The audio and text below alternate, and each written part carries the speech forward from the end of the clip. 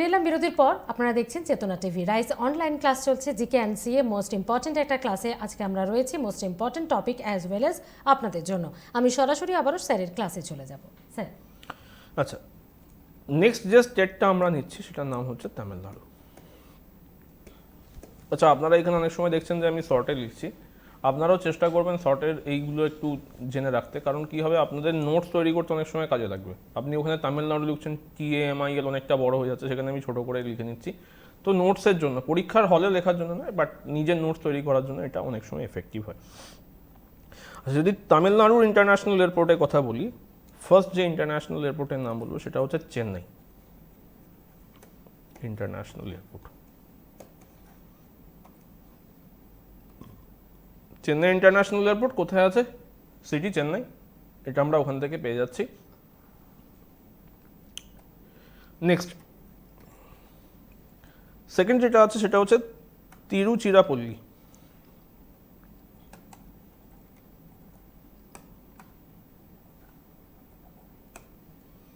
International airport. Tiruchirappalli international airport কোথায় আছে? এটা তিরুচিরাপল্লীতে। থার্ড যেটা আছে সেটা হচ্ছে কোয়েম্বাটুর ইন্টারন্যাশনাল এয়ারপোর্ট। এটাও কোথায় আছে? এটা হচ্ছে কোয়েম্বাটুরে। তো তামিলনাড়ুতে আমরা দেখতে পেলাম তিনটে ইন্টারন্যাশনাল এয়ারপোর্ট আছে, ঠিক আছে। এরপরে যে স্টেটে আমরা যাব সেই স্টেটের নাম হচ্ছে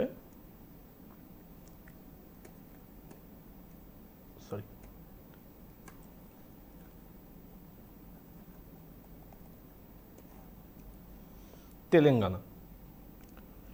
আচ্ছা, তেলেঙ্গানাতে যদি আমরা বলি তাহলে সেখানে আমরা যে ইন্টারন্যাশনাল এয়ারপোর্টটা দেখতে পাবো, যেটা সব থেকে বেশি এখনো পর্যন্ত জিজ্ঞাসা করা হয়েছে, সেটা হচ্ছে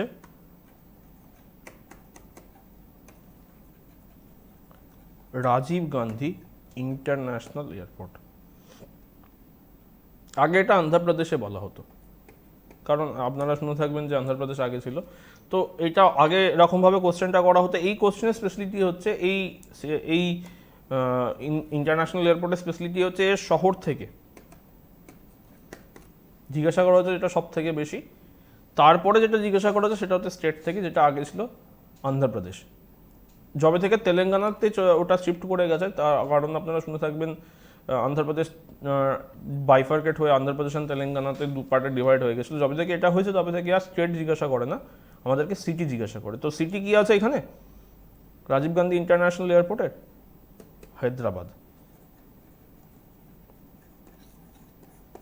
biryani city of the world, ya biryani capital. তো হায়দ্রাবাদে আছে হচ্ছে Rajiv Gandhi international airport, state Telangana, ঠিক আছে। আচ্ছা, নেক্সট যে স্টেটটায় আমরা যাব সেটা হচ্ছে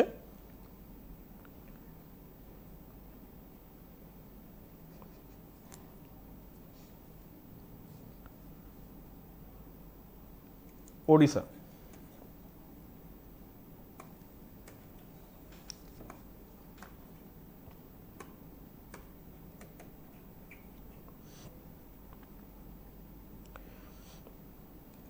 ওড়িশা, যদি ওড়িশার ইন্টারন্যাশনাল এয়ারপোর্টের কথা আমরা বলি তাহলে ওড়িশায় যে ইন্টারন্যাশনাল এয়ারপোর্টটা আছে সেটা হচ্ছে Biju Patnaik international airport. Biju Patnaik international airport.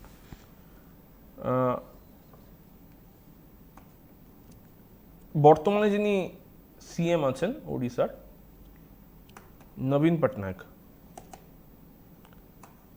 তাঁর সম্পর্কে হননি, এবং খুব বড় ফ্রিডম ফাইটার হিসাবে বা খুব বড় একজন লিডার হিসাবে ওড়িশার বুকের মানে এক সময় এনাকে তো বর্তমানে বলাই হয়, এনাকেও বলা হতো বাহুবলী। মানে এনাদের নামটাই শুধু যথেষ্ট ভোটিংয়ের জন্য, মানে এত বড় বিশাল নাম। তো বিজু পটনায়ক ইন্টারন্যাশনাল এয়ারপোর্ট কোথায় আছে? এটাকে আর একটা নামে রাখা হয় ভুবনেশ্বর ইন্টারন্যাশনাল এয়ারপোর্ট, কারণ এটা ভুবনেশ্বরে আছে।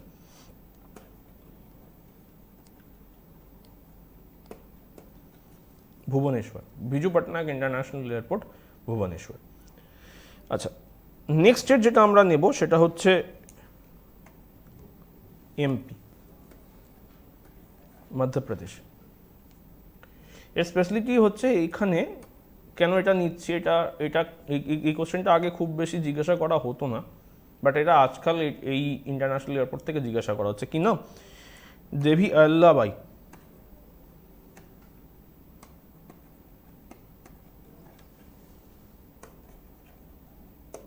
Holkar international airport. দেবী অহল্যাবাই হোলকার ইন্টারন্যাশনাল এয়ারপোর্ট কোথায় আছে এটা? ইন্দোর।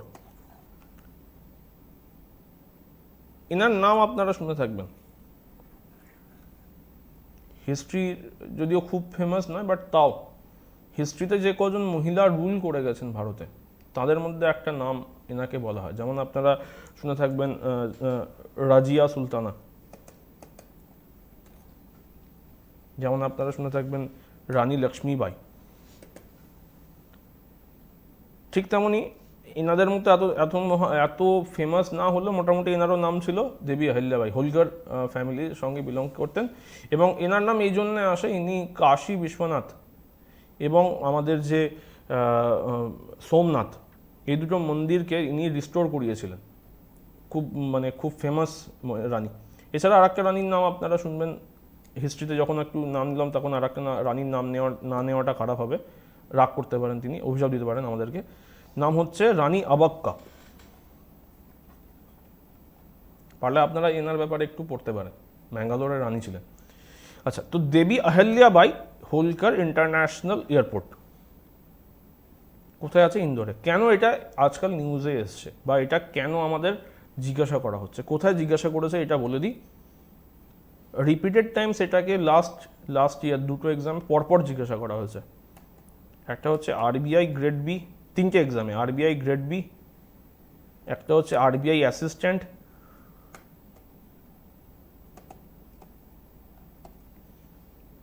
আর একটা হচ্ছে এসএসসি সিজিএল। এসএসসি সিজিএল এর যে 2018 যে এক্সামটা ছিল, আর একটা এক্সামে করা হচ্ছে সেটা হচ্ছে আরআরবি পিও।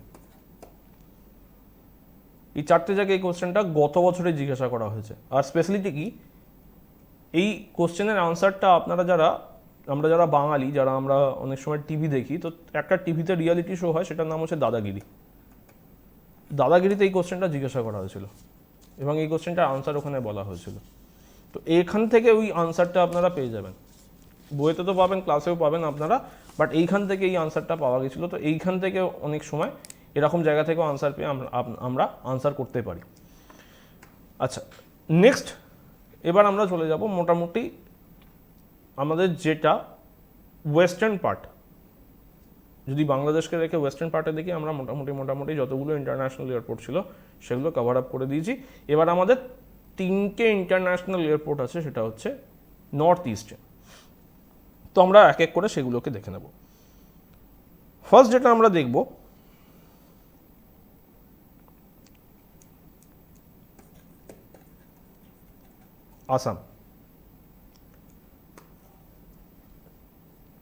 আসামে কোথায় আছে? এটা হচ্ছে Guwahati.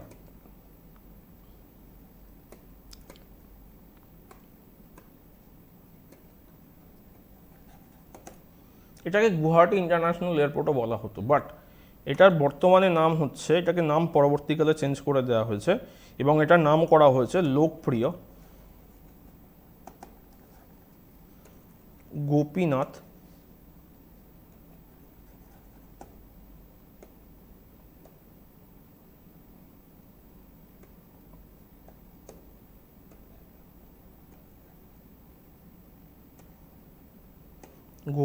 বরদোলি international airport. Lokpriya Gopinath Bordoloi international airport. এটা গুয়াহাটি ইন্টারন্যাশনাল এয়ারপোর্ট নামে আগে থেকে ফেমাস ছিল, পরবর্তীকালে এটার নাম চেঞ্জ করে দেওয়া হয়। তো এরকম যে ইন্টারন্যাশনাল এয়ারপোর্টের নাম চেঞ্জ হয়ে আছে। আপনারা নর্মালি একটা শুনেছেন, অনেক সময় বাচ্চা বয়সে আমরা শুনেছি নাম চেঞ্জ করে দেওয়া হচ্ছে, সেখান থেকেও আমাদের কিন্তু জিজ্ঞাসা করা হয়।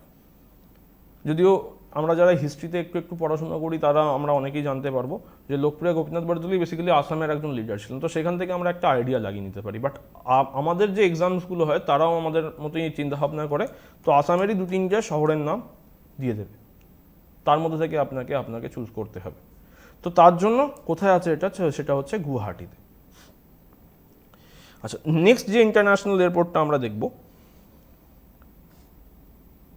সেটার নাম হচ্ছে, স্টেটের নাম হচ্ছে মেঘালয়া।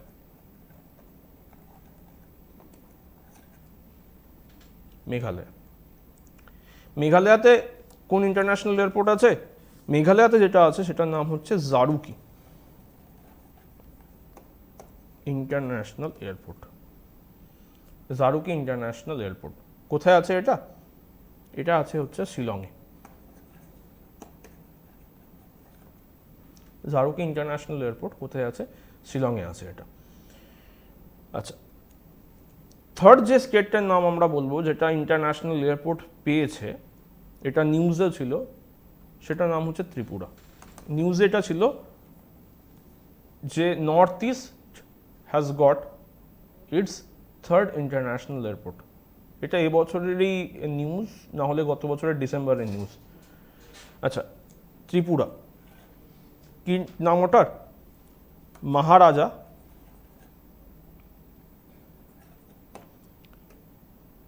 বীর বিক্রম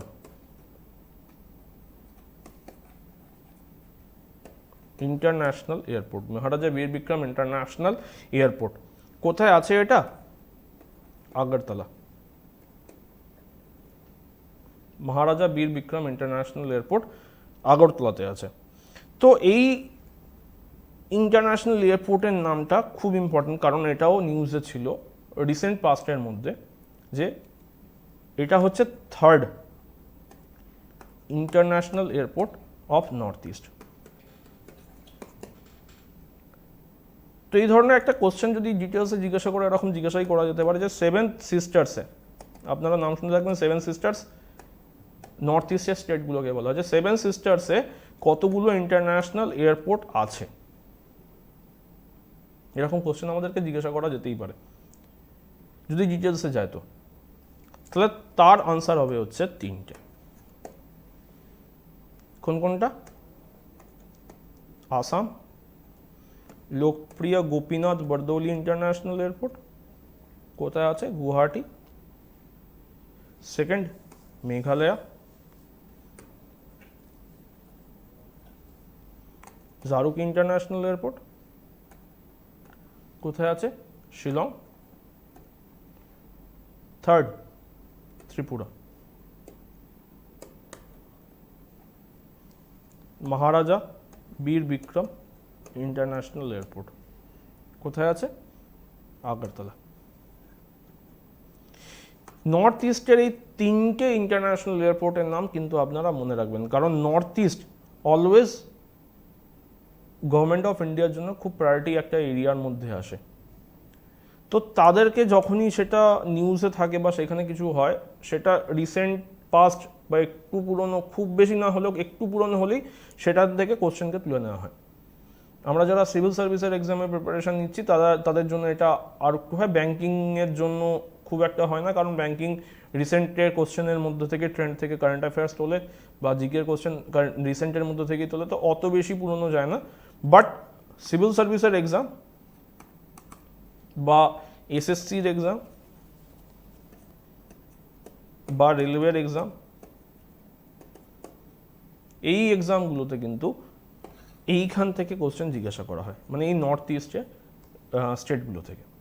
তার জন্য এই নর্থ ইস্টের এই ইন্টারন্যাশনাল এয়ারপোর্টগুলো কিন্তু আপনারা খুব ভালো করে দেখবেন, ঠিক আছে?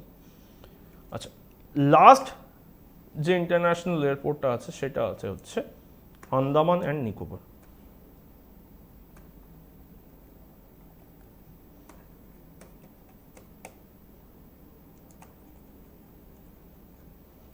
আন্দামান অ্যান্ড নিকোবর কি নাম আছে ওটা?